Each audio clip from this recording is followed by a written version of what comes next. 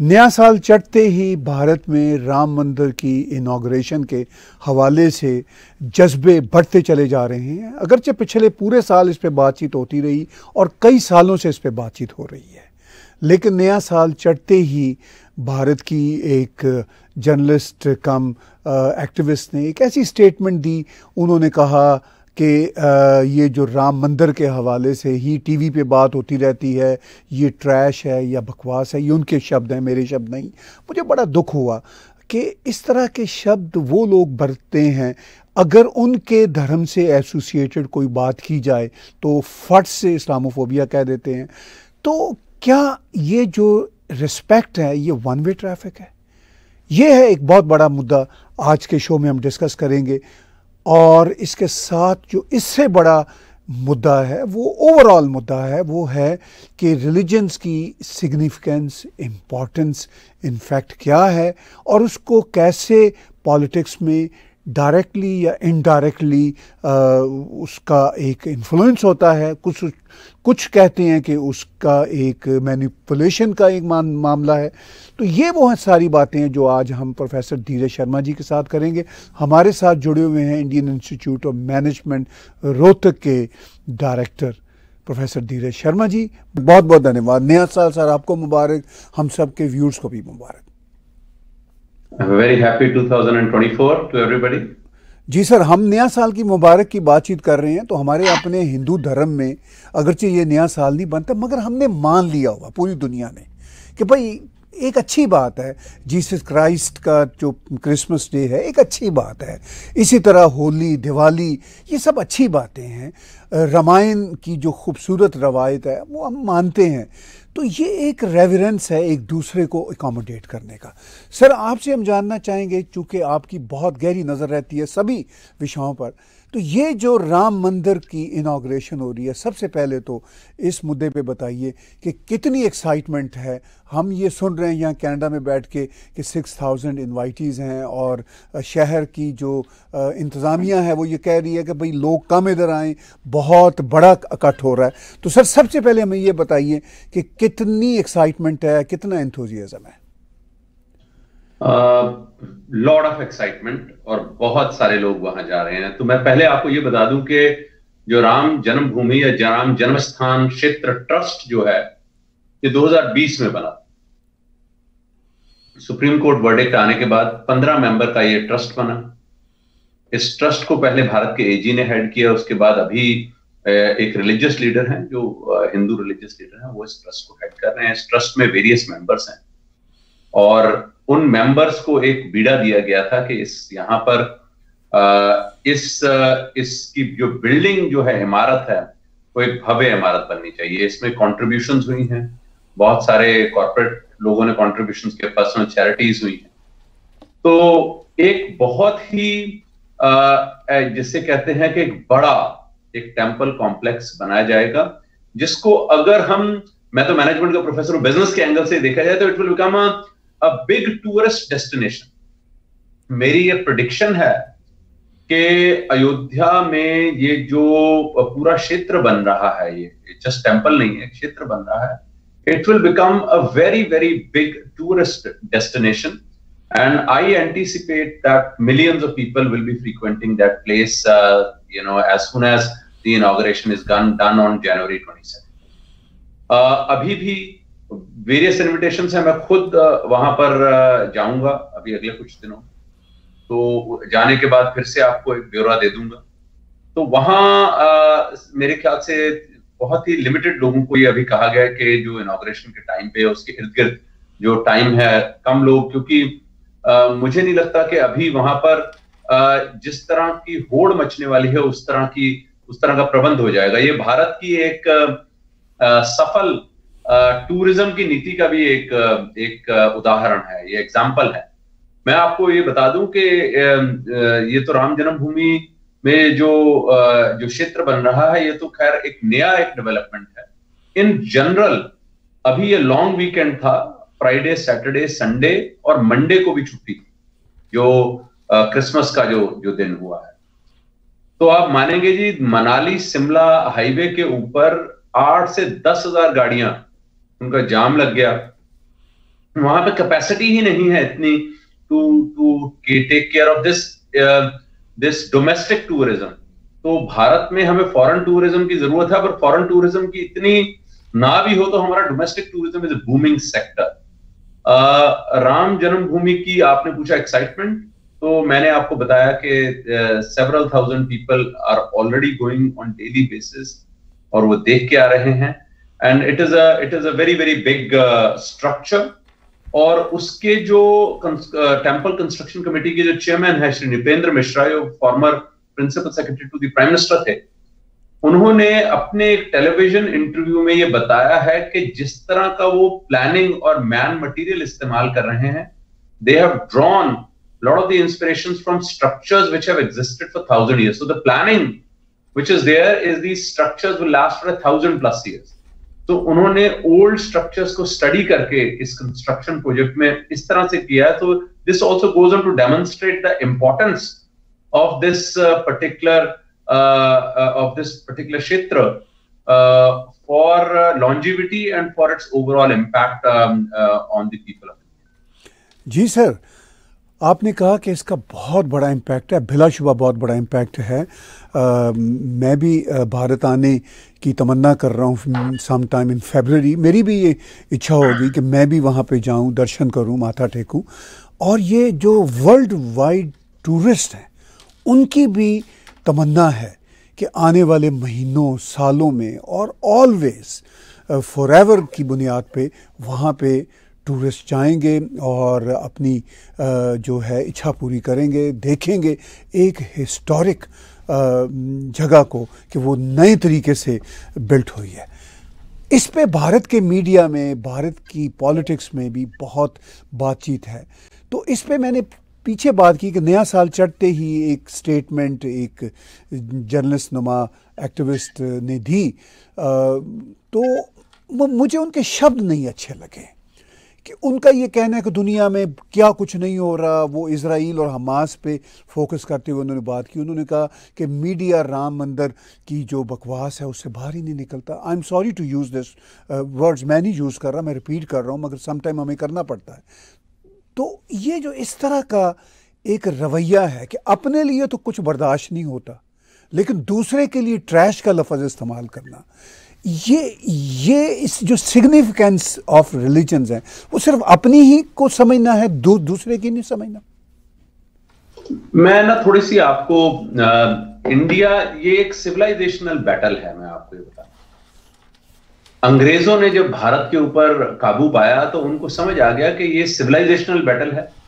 अंग्रेजों की ताकत ही तब बनती है जब वो दुनिया के धर्मों में आपस में मतभेद पैदा करें और उनमें से कुछ जो सिविलाइजेशन है, जो इंडियन सिविलाइजेशन है, उसको वो डिनाउंस करें, डाउनग्रेड करें और वहां के लोगों में एक हीनता की भावना पैदा करें।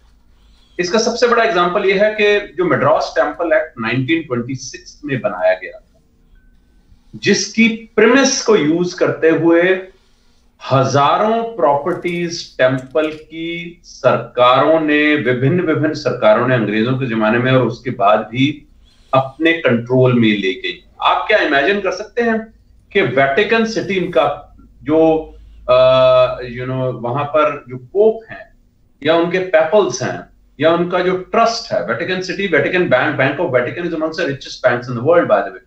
It's got trillions of dollars. आप इमेजिन कर सकते हैं कि वहां पर एक नॉन क्रिश्चियन उसका ट्रस्ट मेंबर बन जाए,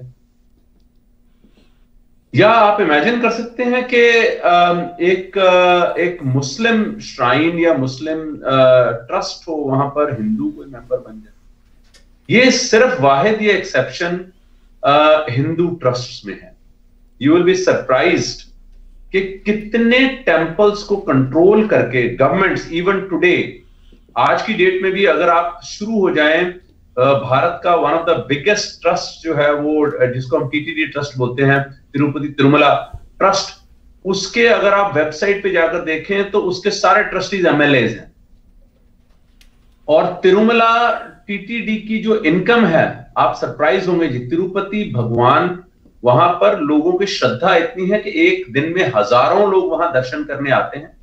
वहां जो हुंडी चढ़ती है, जिसे हम कैश या सोना लोग चढ़ाते हैं, वही करोड़ों की डेली की हुंडी है। उसकी जो डिक्लेयर्ड इनकम है according to their annual report is in excess of 6,000 crore a year। 6,000 crore वहां पे चढ़ रहा है, जिसकी technically, because it's a religious institution, its entire usages should be done on Hindus and Hindu religion according to, अगर आप इसको natural principle of natural justice के हिसाब से देखें। परंतु no, all these trusts have direct or indirect control of the government. Padmanabhan Temple in Kerala is the richest temple in the world. वहां पर अभी मेरे ख्याल से 10-12 साल पहले वहां उन्होंने उसके किवाड़ खोलने शुरू किए, तो पहले 2-3 किवाड़ खोलने पर ही वहां पर अप्रोक्सीमेटली, आपके व्यूअर्स को जानकर हैरानी होगी, 25 से 30 बिलियन डॉलर्स का गोल्ड। अभी तो उसके आगे कंपार्टमेंट्स खोले नहीं गए हैं। उसका टेक्निकल जो पेट्रन है वो तो वोडियार फैमिली है, जो वहां के राजा हैं, क्योंकि उनका मंदिर था, उन्होंने उस जमाने में टेक्निकली आप देखें कि इतने सालों से वहां वो सोना पड़ा हुआ है, कोई चोरी चकारी नहीं हुई। ऐसा तो है नहीं कि वहां के जो मंदिर के जो पंडित थे उन्होंने अपने महल बना लिए या कोठियां बना ली। वो अगर उन्होंने कोई थोड़ा बहुत कोई अपने लिए कोई मोटरसाइकिल या स्कूटर खरीद भी लिया होगा, वहां पर तो लाखों करोड़ का सोना है। All these temples have direct or indirect control of government, and most of them even today. Whereas Waqf board has got more than 8,65,000 properties across the world. Many people claim that railways के बाद the number 2 landowner in India is Waqf board. वहां तो government control को इतना ज्यादा नहीं। वहां तो अगर द बिगेस्ट इंसिडेंट तो 2012 का जो कर्नाटका वक्फ बोर्ड का अगर आप स्कैम सुने तो $25 बिलियन का स्कैम है जी, ये $25 billion. It's a $25 billion scam.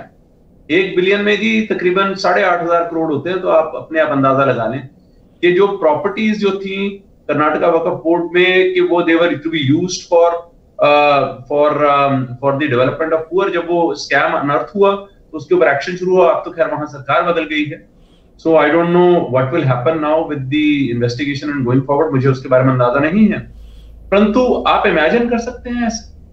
सो जो ये राम जन्मभूमि में जो ये डेवलपमेंट हो रही है, इसको अगर आप सिंबॉलिक रिप्रेजेंटेशन के हिसाब से पकड़े तो for maybe I don't know, scientific studies could be done on this. I yet do not have a scientific study, but I'm sure that scientific study could be done. Does it increase the self-esteem of the average youth of India, Hindu youth of India? The anecdotal evidence would say yes. Does it make people believe that what was put beneath the carpet and what had to take almost 100 years to get resolved? 100 साल लग गए जी, अंग्रेजों के जमाने का case है। तो लोगों की आस्था जुड़ी हुई है जी बहुत सारी चीजों में। अब आप ये बताएं कि अगर हम इसे हमास और इजराइल से जोड़ लें तो गजा कोई इतनी बड़ी जगह नहीं है। वहां लोगों के ऊपर तशद्दुद हो रही है जी, मैं मान सकता हूं कि वहां बॉम्बिंग हो रही है और लोगों को तकलीफ हो रही है। तो why don't the neighboring countries open their hearts, arms and land for all those people? Why are they unwilling to do that? No, they're saying you stay there and fight. Well, stay there and fight. Then the fight will, जब fight होगा तो उसमें खून बहेगा, लोगों का दोनों तरफ का खून बहेगा, but they are fighting. I think ये जो दोहरे मयार हैं ये हिंदू रिलीजन के ऊपर बहुत टाइम से लग रहे हैं, because the average self-esteem of a typical Hindu in India has taken a beating over the last 100 years more so, and maybe in the last 600 years in general. So typical questions, हमने एक सर्वे किया था where we asked a typical person के when asked about their religion, how confident are you if you are a Hindu? The people would go around that question. They would say, I am spiritual. I believe in everything. And to be all inclusive. And so all of this has happened इसका long term impact क्या है? Long term impact है कि आपकी शनाख्त, जिसे हम कहते हैं, सोशल आइडेंटिटी न्यूट्रलाइज हो जाती है। हम लोग जो अभी बात कर रहे थे, it is excellent that India में क्रिसमस के फेस्टिवल को मेरे ख्याल से इतने बड़े तरीके से सेलिब्रेट किया जाता है। यहां 2% आबादी है क्रिश्चियन। आप किसी भी मॉल, किसी भी एयरपोर्ट, किसी भी बड़े शहर के किसी भी बाजार में चले जाएं, आपको क्रिसमस सेलिब्रेशंस दिख जाएंगे, हालांकि आबादी सिर्फ 2%। It's good, it's excellent, but not at the expense of Diwali, not at the expense of Holi. आप उतनी ही गस्टों से आप दिवाली मनाएं, होली मनाएं, आप रामलीला करें। ये एक सेलिब्रेशंस जो हैं, ये हमारी शनाख्त का हिस्सा है, हमारी कल्चरल आइडेंटिटी का हिस्सा है। और ये जो अभी ये डेवलपमेंट्स हो रही हैं, ये उस शनाख्त को स्ट्रेंथन कर रही है। ये नई शनाख्त नहीं बन रही। We are not confused about our identity. It is just that identity is getting nurtured and getting stronger. इसमें कोई गलत नहीं है। तो वो जो दो तरफा जो डबल स्टैंडर्ड्स, जो दो धारी और या दोहरे मेयार जो लोग बात करते हैं उसकी, कि भाई हर चीज की सिग्निफिकेंस है। हमने क्या खाना खाना बंद कर दिया? हमास ने अटैक किया ज्यूज के ऊपर, इतने मर गए ज्यूज, अब जो है वो गजा पे अटैक्स कर रहे हैं, लोग मर रहे हैं। तो इससे क्या फैक्ट्रीज बंद हो गई हैं? तो उस हिसाब से तो we should all come stand still and stand in line and stop doing everything, you know. ये सब चीजें जो हैं इंपॉर्टेंट इवेंट्स हैं, और ये भी एक इंपॉर्टेंट। जी बिल्कुल ठीक कहा आपने। बदकिस्मती से ये एक डबल स्टैंडर्ड रहता है कि जो चीज़ मुझे पसंद है या मेरे लिए ठीक है वो तुम्हारे लिए ठीक नहीं है। ये रवैया है जो बहरहाल चलता रहता है। इस पे हम बातचीत करते रहते हैं, एक्सपोज करते रहते हैं इस रवैये को। मैं आपसे बात सिग्निफिकेंस ऑफ रिलीजन्स की अब आगे बढ़ाना चाहता हूँ। मैंने शुरू में सर कहा कि 21वीं सदी में मेरे जैसे लोग जो अपने आप को सॉर्ट ऑफ नॉन रिलीजियस कहते हैं, मगर हम यानी मैं ज़ाती तौर पर तमाम धर्मों की रिस्पेक्ट करता हूँ। मुझे कोई दिक्कत नहीं होती सिनागॉग में जाके अपनी रेवरेंस शो करने में, गुरुद्वारे में जाके अपनी रेवरेंस शो करने में, मंदिर में जाके माथा टेकने में, इवन मस्जिद जाने में भी मुझे कोई इशू नहीं है। मेरे लिए सभी अच्छा है। बुल्ले शाह ने कहा था, जद गल समझ लई ते रोला की, ए राम रहीम ते मौला की। अब कुछ ऐसे स्कूल ऑफ थॉट्स हैं जो मुझे भी क्रिटिसाइज़ करते हैं, कहते हैं कि ताहिर जी आप जैसा जो सो कॉल्ड पढ़ा लिखा आदमी है वो भी धर्मों के चक्कर में पड़ गया, धर्मों से बाहर निकलें और वो जो एक एथियज़म की रवायत बनी थी उस पर चले। मैं ये कहता हूँ वो एक अलग धर्म है। भाई मैं आपकी भी रिस्पेक्ट करता हूँ। तो धर्मों की जो सिग्निफिकेंस है उसके कॉन्टेक्स्ट में सर मैं खुद को I always say I am a Hindu born in Muslim faith. Faith is, Islam is a faith club for me. Hindu is my being. Hindu is my civilization. मैं बहुत क्लियर हूँ इस सारे मसले पे। तो इस सारे कॉन्टेक्स्ट में मैंने शुरू में सर बात की, आप हम अमेरिका में पढ़ते भी रहे और पढ़ाते भी रहे, कनाडा में भी रहे। यहाँ पे बाइबल बेल्ट है और आपको पता है अमेरिका में कितना बड़ा रोल है रिलीजन का, इवन पूरे यूरोप में कितना बड़ा रोल है रिलीजन का, पॉलिटिक्स में भी, समाज में भी। तो सर सिग्निफिकेंस की जब बात करते हैं तो ज़रा हमें इंटरनेशनल सिनेरियो पे थोड़ा सा समझाइए।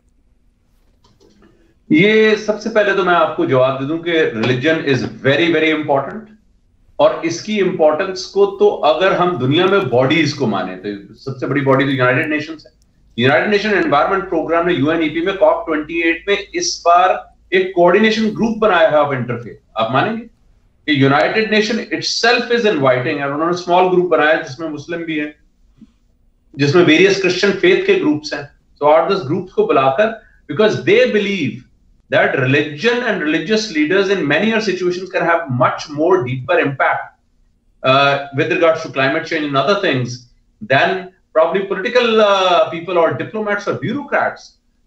तो thinking और thought leaders में उन्होंने कहा है कि जो interfaith groups आकर भी इसके ऊपर वो this has been done now, इसको formally recognize किया गया to say that religion has no influence and no impact on our lives is not a very I would say intelligent thing to say. इसका मैं आपको और बड़ा जो atheist है उनको जवाब ये है, to become an atheist you don't have to believe in anything, so that too is about having a belief in nothing. So therefore at the end of the day you have to believe in something, and you believe in something, you believe in God or higher power, whatever manifestation of God. हिंदुओं में तो हम लोग तो तुलसी को पानी देकर हम ये कहते हैं कि उसमें ही हमारी पूजा हो गई, सूर्य को पानी देकर हमारी पूजा हो गई। आप सड़क पे बैठकर ध्यान लगा लें या मंदिर में लगा लें, अपने घर में लगा लें, आप अगरबत्ती कर लें, तो इट इज क्वाइट वाइड। कोई ऐसा कोई रिस्ट्रिक्टिव फॉर्मेट नहीं है कि आपको उस रिस्ट्रिक्टिव फॉर्मेट में ही चीजें करनी है। So the point here is religion is very very important. Even to be an atheist, you have to believe in something, and you cannot take people's beliefs away because it gives them hope. Who are the atheists to take people's hope away?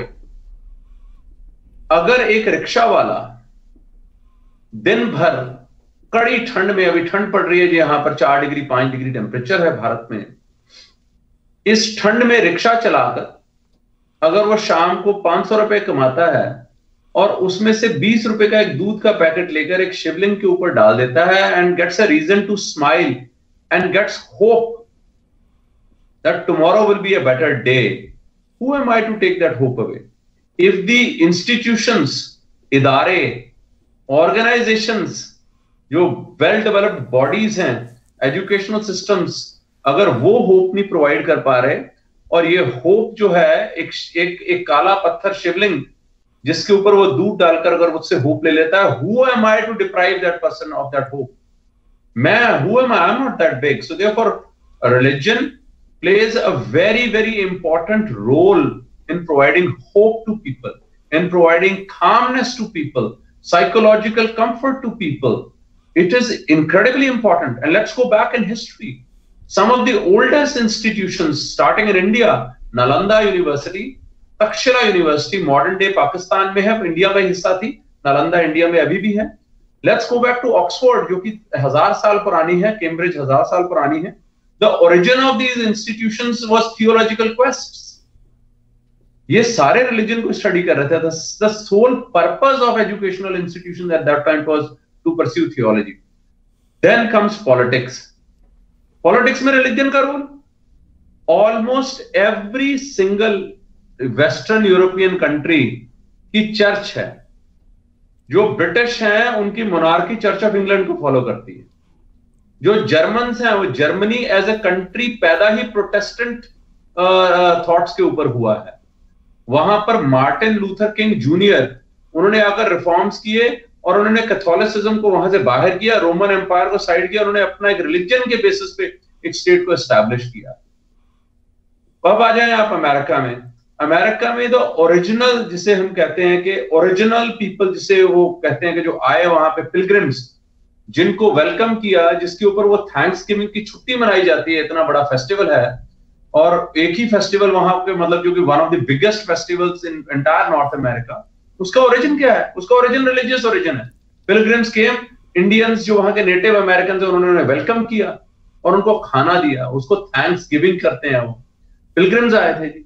उसके बाद अगर आप religion को पकड़ लें, one of the top 3 issues in north America in the last 50 years, which means in the 12 or 13 presidential campaigns was abortion, जिसकी roots जो हैं आर रिलीजियस, कि there are pro abortion lobby, there is anti abortion lobby, pro stem cell lobby, anti stem cell lobby, ये सारे इनके religious groups हैं। उसके अलावा रिलीजन इतना ज्यादा इंपॉर्टेंट है, कनाडा तो मैं बोलूंगा फिर भी थोड़ा कम है, अमेरिका तो बहुत ज्यादा है। बॉबी जिंदल, उनका नाम by the way Piyush Jindal है, वो लुइजियाना में जब वो इलेक्शन लड़ रहे थे पहली बार कांग्रेसमैन का, और उसके बाद वो गवर्नर का इलेक्शन लड़ा उन्होंने, उनके बैप्टिज्म की चर्चाएं लाइव टेलीवाइज हुआ करती थी कि कैसे वो बैप्टाइज हुए, कैसे वो बैप्टिस्ट बने या कैथलिक बने, क्योंकि वो सदर्न लुइजियाना में इलेक्शन लड़ रहे थे, वहां कैथलिक सेंटर है। Northern Louisiana was a Baptist, और अगर आप टेक्सास में आ जाएंगे तो सदर्न बैप्टिस्ट। और ये जो सेंटर में अगर आप आ जाएंगे, जिसे हम मिडवेस्ट बोलते हैं, जहां के इंडियाना, इलिनॉय, नेब्रास्का, ओहायो, ये जो बेल्ट है, this is all a Methodist belt. और अगर इसमें आप थोड़ा सा और आगे चले जाएंगे तो पेंटाकॉस्टल्स हैं वहां पर। अगर आप यूटा में चले जाएंगे तो वहां पे मॉर्मोन्स हैं। Mormons control the entire narrative in Utah.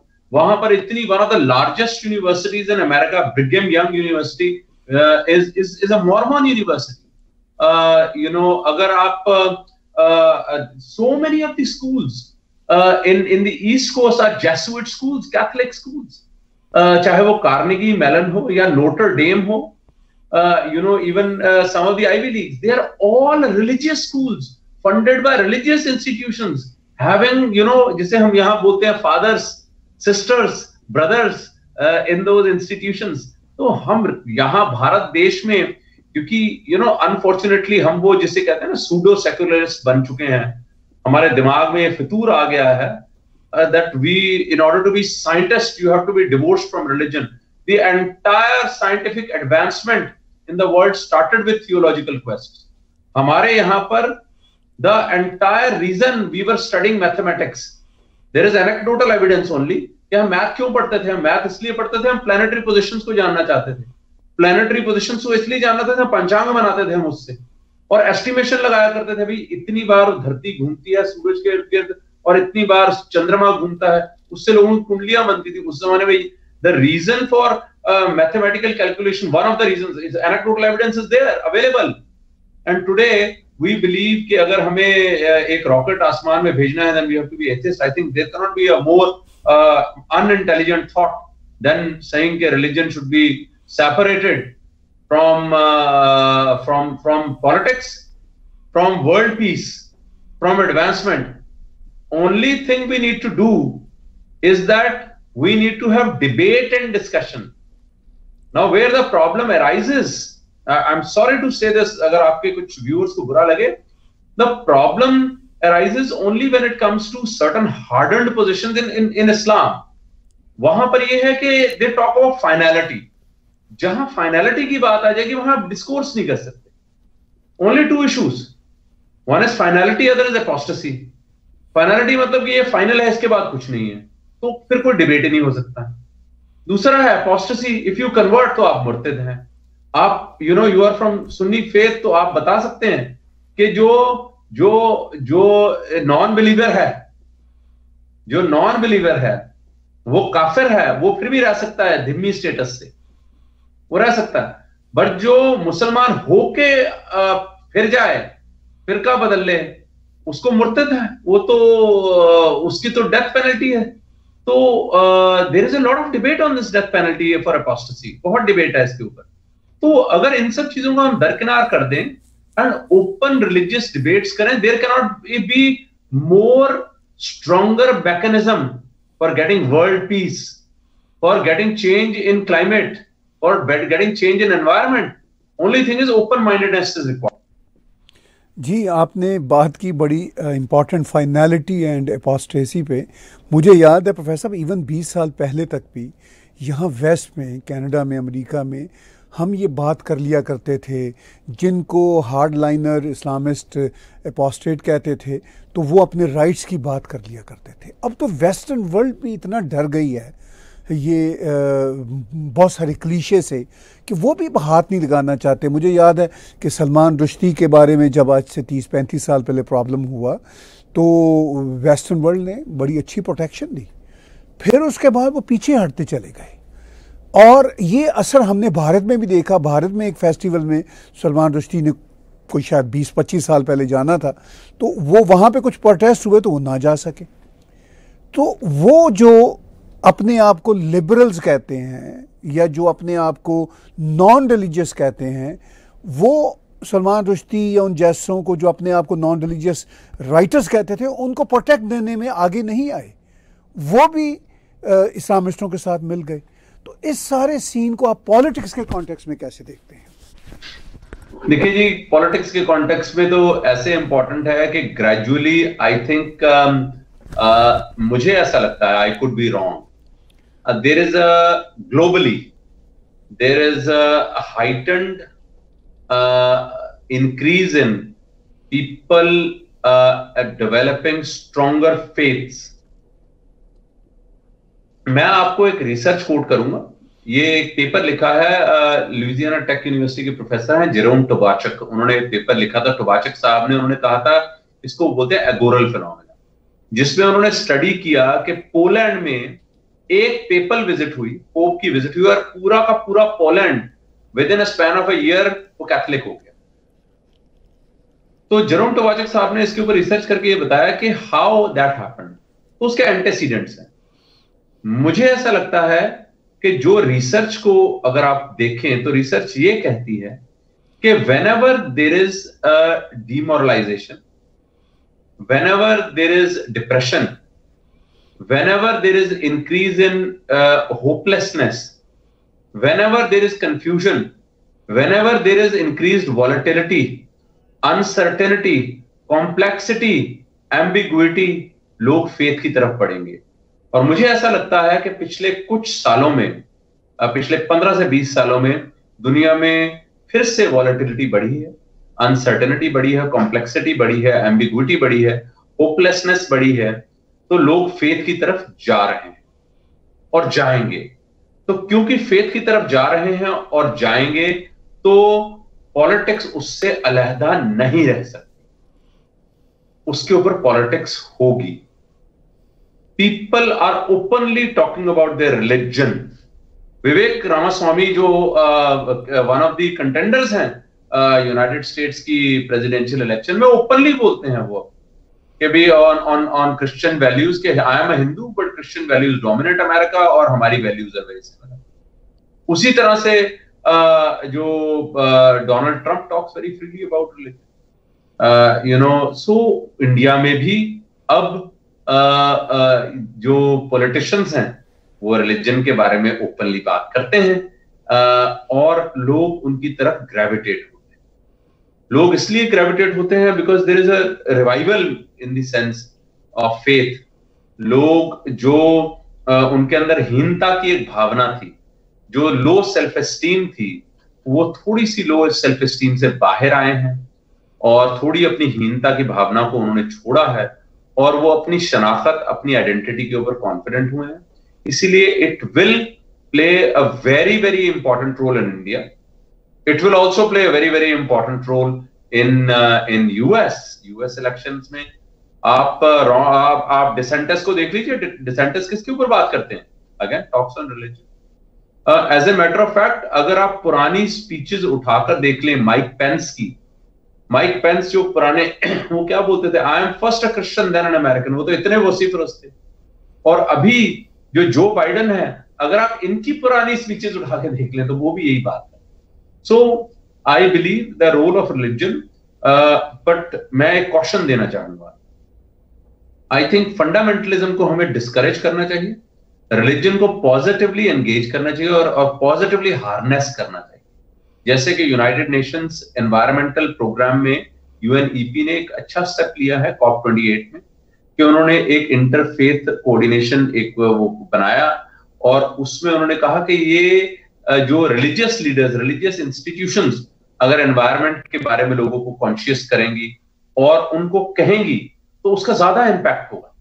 क्योंकि अगर आपने नोटिस किया होगा, रिलीजियस लीडर कोई चीज कहता है तो लोग उसको मानने की उन लोगों में ज्यादा मे बी एक वो होती है विलिंगनेस. तो वो विलिंगनेस अगर ज्यादा करानी है तो आई थिंक पॉजिटिवली रिलीजन को हार्नेस करना चाहिए. भारत का कॉन्स्टिट्यूशन सेकुलर है. प्राइम मिनिस्टर नरेंद्र मोदी भी उस सेकुलरिज्म को मानते हैं, लेकिन उस सेकुलरिज्म को ना तो प्राइम मिनिस्टर नरेंद्र मोदी या कोई भी सेंसिबल शख्स मान सकेगा जिसकी बुनियाद पर रिलीजन को वहाँ पे वन वे ट्रैफिक के तौर पर प्रमोट किया गया. मैं जो भारत में प्रीवेल्ड सेकुलरिज्म का एक कॉन्सेप्ट है उसकी बात कर रहा हूँ कि भाई उसमें जो मुस्लिम पर्सनल लॉ तो चलेगा, वो तो सेकुलरिज्म का हिस्सा है, 3 तलाक़ें भी सेकुलरिज्म का हिस्सा है, लेकिन अगर हिंदुओं के लिए कुछ अच्छी बात होगी तो वो सेकुलरिज्म का हिस्सा नहीं है, वो हिंदुत्व हो रहा है. तो ये जो कॉन्सेप्ट था इसको चेंज किया। मगर इसके बावजूद हम ये देखते हैं प्राइम मिनिस्टर नरेंद्र मोदी और बीजेपी की सरकार इंटरनेशनल लेवल पे एब्सोल्युटली लिबरल डेमोक्रेसी और सेकुलर वैल्यूज़, जो ट्रू वाली सेकुलर वैल्यूज़ हैं, जो भारत की अपोजिशन पार्टियों की सेकुलर वैल्यूज़ हैं, मैं उनकी बात नहीं कर रहा, उसके मुताबिक चल रहे हैं। लेकिन साथ साथ धीरज भाई, हम ये भी देख रहे हैं कि हिंदुओं के हवाले से एक जागरूकता भी पैदा हो रही है, जिसकी वजह से अपोजिशन वाले अपसेट हैं, उनकी स्पेस कम होती चली जा रही है। तो ये जो रिलीजन का रोल भारत में हमने रिसेंट ईयर्स में, ड्यूरिंग द पास्ट 10-15 ईयर्स में देखा, मैं तो हमेशा से देख रहा हूँ, और पूरी दुनिया में होता है रिलीजन का रोल, और उसको मैं पॉजिटिव ही देखता हूँ। लेकिन ये जो 10-15 साल से रिलीजन का रोल अपोजिशन वाले चीख चहाड़ा कर रहे हैं, वो मेरे लिए अनयूजुअल नहीं है, मगर मुझे उसके पॉजिटिव एस्पेक्ट्स नज़र आ रहे हैं कि लोगों में जागरूकता आ रही है। प्राइम मिनिस्टर नरेंद्र मोदी भी कहते हैं सबका साथ सबका विकास, वो कोई पॉलिटिकल नारा नहीं है, ही मीन्स दैट। जब वो फैसिलिटीज़ देते हैं जनता को, तो फिर वो नहीं देखते कि ये हिंदू है, मुसलमान है, सिख है, क्रिश्चियन है, वो इक्वल देते हैं। तो इस सारे सीन को कि भारत में रिलीजन का पॉजिटिव रोल जो है वो बढ़ रहा है, और उसके नतीजा में हम देख रहे हैं कि जो पिछले कई साल पहले वहाँ पे फंडामेंटलिज्म होती थी, इनफैक्ट वो कम हो रही है। ये है ग्राउंड रियलिटी। मगर उनके जो ओपोनेंट्स हैं उसको डिफरेंट देखते हैं। तो इस सारे मंजरनामे को सर आप कैसे देखते हैं? मैं रिसर्च की बात करूंगा जी। स्टुअर्ट हॉल एक कल्चरल आइडेंटिटीज के ऊपर रिसर्च करते हैं, उसके बेसिस के ऊपर हमने एक सर्वे किया। तो हमने ये कहा कि कितना कंफर्ट लेवल होगा, मैं आपको पढ़ के बताता हूं उस सर्वे में, कि if you bring a person के टू योर होम, अगर आप अपने घर में किसी इंटरफेथ बंदे को अपने घर पे लेकर आ जाए, अगर आपका बेटा दूसरे रिलीजन के किसी मित्र को, male female it doesn't matter, लेकर आ जाए, तो आप कितना कंफर्ट लेवल आप में। तो अगर उसको अगर आप एग्जामिन करें तो research indicates very very clearly कि of course there are Hindus who would feel uncomfortable, there are Muslims who would feel uncomfortable, Christians who would feel uncomfortable, Sikhs who would feel uncomfortable. But मैं आपको ये बताना चाहता हूं, इसमें जो लोएस्ट वो था, bringing a person of another faith, lowest discomfort was in Sikhs, उसके बाद लो था हिंदूज में, उसके बाद लो था क्रिश्चियंस में, उसके बाद लो था जैनों में, बुद्धों में, और the highest was in Muslims. तो ये एक मैं उदाहरण की तरफ से मैं आपको एक बताना चाहता हूं कि hardening of cultural identities and religious identities नहीं होनी चाहिए। We should not have hardened religious identities in that sense. हम लोगों को अपने अगर हम इसे एनेक्डोटल एविडेंस की तरह इस रिसर्च को यूज करें, मैं आपको पढ़ के ही सुना रहा था उस रिसर्च के बारे में, तो I think it is very very important कि इंडिया में ये रिकग्निशन लोगों में आ जाए कि भारत देश में अगर आप देखें कि तकरीबन हमारी 15% आबादी मुस्लिम है। A nation, it will be very difficult for a nation to progress कि अगर वो 15% आबादी की अपेक्षाओं को दरकिनार करते हैं, वो नहीं कर सकते। Everybody has to be accommodated from a very sensible standpoint, मैं ये बात कर रहा हूं। तो what do you do? You have to make the people in that particular group more open minded. अब वो open minded कैसे हो रहा था? पहले मैं आपको ये बता रहा हूं, post independence there was considerable accommodation in every single regard. जैसे मैं आपको बता रहा हूं, हिंदू पर्सनल लॉ में रिलैक्सेशन नहीं हुआ, उन्होंने आईपीसी अडॉप्ट कर लिया, मुस्लिम्स ने अपनी पर्सनल लॉ अपनी अलग कर ली। ये चीजें ठीक नहीं है कि आप यू आर मेकिंग, या तो सबके लिए यूनिफॉर्म सिविल कोड जिसकी बात चल रही है वो अभी तक इंप्लीमेंट नहीं होना चाहिए, या तो वो हो जाए, या फिर ये तो एक एकोमोडेशन का बिहेवियर था। मैं अभी भी आपको बताता हूं, हिंदुओं के आगे अगर कोई सिख आदमी आ जाता है तो हिंदू आदमी उसे सत श्री अकाल बोलता है। इट इज लेस लाइकली एक सिख उसे नमस्ते बोले या उसे राम राम बोले। हालांकि गुरु ग्रंथ साहब में वर्ड राम तकरीबन 2,500 या 3,000 बार लिखा गया है और हरि 13,000 बार लिखा गया है, परंतु फिर भी वो राम राम नहीं बोलेंगे, वेरी रेयर, बट वो आगे से यहां से उसी तरह हिंदुओं के आगे मुस्लिम आ जाए, Hindus will not be averse to saying अस्सलाम वालेकुम, बट मुस्लिम में बी अवर्स टू सेइंग नमस्ते और Ram Ram. So therefore accommodation is inbuilt in the Hindus, and I speak for vast majority of Hindus in this country. 1947 में India का division हुआ पाकिस्तान और India में on the basis of religion. उन्होंने कहा कि मुसलमानों को अलग एक देश दे दिया जाए, उसको पाकिस्तान बना दिया जाए और ईस्ट और वेस्ट पाकिस्तान मुस्लिम एरियाज बना दिए गए to accommodate the Muslims. So which means by default what was left was a Hindu state by default. But India chose to remain secular. India is secular because Hindus are secular. उस वक्त तो 82-84% हिंदू थे, 84%. Today that number has come to about 79-78%. 84% Hindu थे. और they could have very easily emphasized, but no, they chose not to. They haven't. But secularism does not mean that you will not have confidence, pride, and pursue your own faith. Secularism does not mean atheism. Secularism does not mean agnostic. Secularism means that the state's policies, will not be impacted to a great extent, and उसमें भी extent हो सकता है minor extent, by a particular religious group. Secularism का मतलब ये है कि state discriminate नहीं करेगी, और स्टेट डिस्क्रिमिनेट करती भी नहीं है, does not discriminate. By and large in the last 75 years it is a rarest of rare incident जहां पर स्टेट ने डिस्क्रिमिनेट किया हो. आप पंजाब में आकर देखें, तो मैं सिख भाइयों को इनवाइट करता हूं जो इंडिया नहीं आए, आप अंबाला से ड्राइव करें all the way till Gurdaspur, आपको रोड साइड पे बड़ा से बड़ा भव्य गुरुद्वारा मिल जाएगा. हजारों एकड़ों में बने हुए हजारों गुरुद्वारे हैं. छोटा से छोटा गुरुद्वारा भी 4, 6, 8 एकड़ में है, उतने बड़े मंदिर नहीं दिखेंगे आपको. हालांकि पंजाब हरियाणा में बहुत ही लार्ज पोर्शन ऑफ हिंदूज रहते हैं. हरियाणा में तो 90% हिंदू होंगे, पंजाब में भी तकरीबन 40% हिंदू हैं, पर नहीं. So they are thriving. This is a demonstrable evidence of secularism. But इसका ये मतलब नहीं है कि आप हिंदुओं के मंदिर तोड़ देंगे. मैं ये जानना चाहता हूं कि इसलिए मैं कहता हूं कि ट्रूथ एंड रिकंसिलिएशन कमीशन बनना चाहिए इंडिया. ओपन डिबेट होने चाहिए ताकि लोगों के मन में मनमुटाव ना हो. ये देखना चाहिए कि शिवाजी ने कितनी मस्जिदें तोड़ी थी,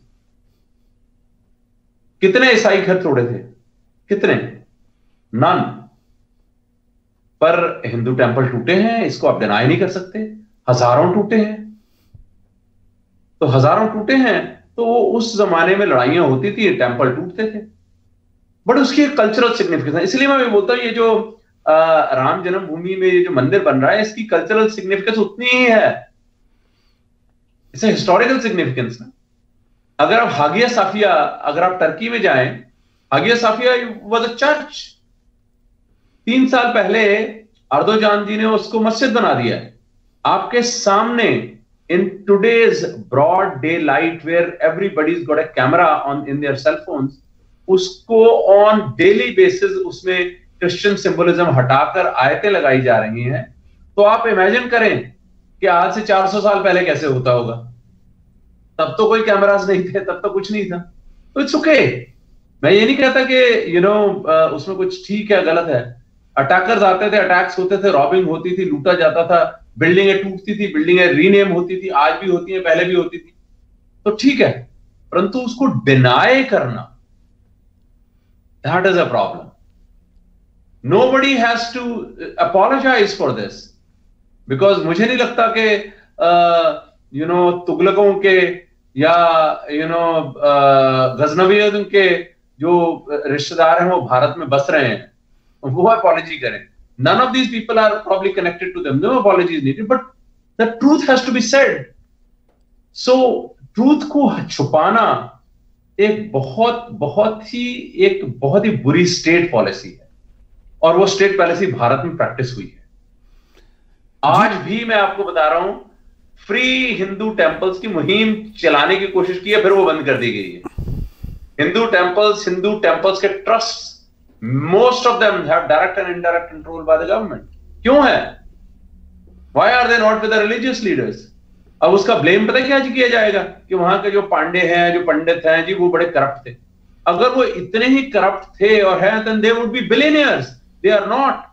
That gold is still found in large quantities in those. अगर किसी ने 1000 रुपए या 500 रुपए ज्यादा ले लिया आपसे पूजा करने में, that doesn't make them corrupt. It probably is an outcome of their depravity.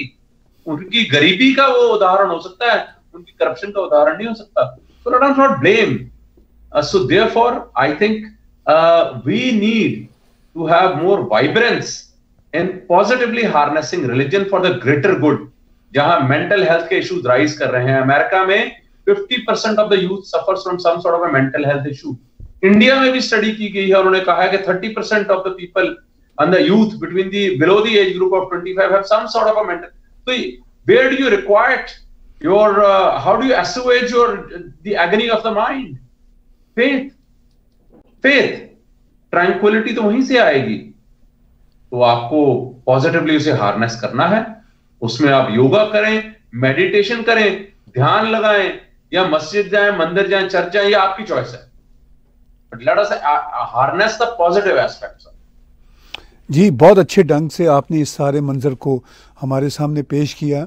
अब बातें तो प्रोफेसर साहब इस पे हम जितनी करना चाहें वो हो सकती हैं, लेकिन अब इसको कंक्लूड करते हुए ब्रीफली आखिर में मैं आपसे ये जानना चाहूँगा, जहाँ से हमने बात शुरू की थी कि राम मंदिर की इनॉग्रेशन इसी महीने नया साल चढ़ते ही 22 जनवरी को होने जा रही है, और उसकी सिग्निफिकेंस भी हमने बात की, हमने वर्ल्ड वाइड रिलीजन्स की सिग्निफिकेंस की भी बात की। तो आपको 2024 में भारत के अंदर राम मंदिर की इनॉग्रेशन के बाद जो एक स्पिरिचुअल एनवायरनमेंट है वो कैसे दिख रही है, और उसको जो ओपोनेंट्स हैं, पॉलिटिकल ओपोनेंट्स हैं, वो कैसे एक्सप्लॉइट करेंगे? ब्रीफली इस पे हमें कंक्लूड कीजिए। देखिए जी, मुझे नहीं लगता कि जो ओपोनेंट्स हैं वो इसको एक्सप्लॉइट करने का या इसके अगेंस्ट जाने का प्रयास करेंगे, बिकॉज अगर आज की डेट में पिछले कुछ सालों में because of the wide spread availability of internet and wide spread availability of information, जिसको पहले हाइड कर दिया जाता था, अब वो आप हाइड नहीं कर सकते। That information is available in the palms of the hands of the person in the most rural a part of India, क्योंकि टेलीफोनिक एक्सेस हो गया है। तो आप अब वो एग्नोस्टिक एथियस्ट स्टैंड लेकर इलेक्शन नहीं जीत सकते, आप सेकुलरिज्म के फ्लैग्स लेकर आप इलेक्शन नहीं जीत सकते। Now that will become a non issue. इसीलिए आप देखेंगे कि all political parties, not just one, वो कर्नाटका में इतना वाइड स्प्रेड एथनोसेंट्रिज्म, वहां तो उन्होंने कहा है कि रोड साइड के साइंस जो हैं वो 60% कन्नडिगा में होने चाहिए, कन्नड़ा में होने चाहिए। उन्होंने हिंदी और इंग्लिश के साइनेज। तो ये कल्चरल आइडेंटिटीज के ऊपर लड़ाइयां लड़ी जाएंगी, और जो बेटर आपके कल्चरल आइडेंटिटी को नर्चर कर पाएगा उसको लोग उसको फॉलो करेंगे। Other issues will also be there. I am sure economy will be an issue. I am sure safety and security will be an issue.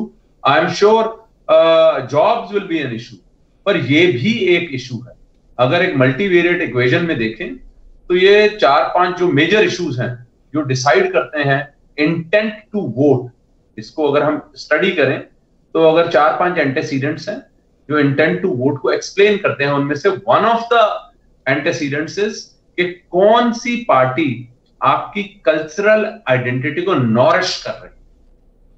तो therefore religion will continue to play a very very important role at least for forthcoming years. बहुत बहुत धन्यवाद, हम आपके बहुत शुक्रगुजार हैं, आपने हमें वक्त दिया, और आपसे हम जानना चाहेंगे आने वाले हफ्तों में जब आप खुद जाएंगे एक बार और आप तो जाते ही रहेंगे अयोध्या, और ये बहुत ही इंटरेस्टिंग, स्पिरिचुअल और किसी के लिए कंट्रोवर्शियल इशू भी हो सकता है, मगर इस पे जो आपने बात की अब ओपन डिबेट होना चाहिए। बहुत बहुत धन्यवाद, बहुत शुक्रगुजार हैं आपके। व्यूअर्स, बातचीत सुनी आपने प्रोफेसर धीरज शर्मा जी की। Indian institute of management Rohtak के डायरेक्टर हैं, लिखारी हैं, बहुत सारी किताबें लिख चुके हैं और बहुत बढ़िया बोलते हैं, जैसा कि आप ऑलमोस्ट हर वीक हमारे टीवी पे देखते और सुनते हैं। आप हमारा टैग टीवी का यूट्यूब चैनल सब्सक्राइब कीजिए और अगर आप हमें इसी यूट्यूब के चैनल पे डोनेट के बटन को क्लिक करके कंट्रीब्यूट कर सकें तो हम आपके धन्यवादी होंगे। और इसके साथ साथ आप हमारे टैग टीवी की ऐप्स डाउनलोड कीजिए, एप्पल, एंड्रॉयड, रॉको और अमेजॉन फायर पर। You can watch our news and views and entertainment 24/7 through our apps.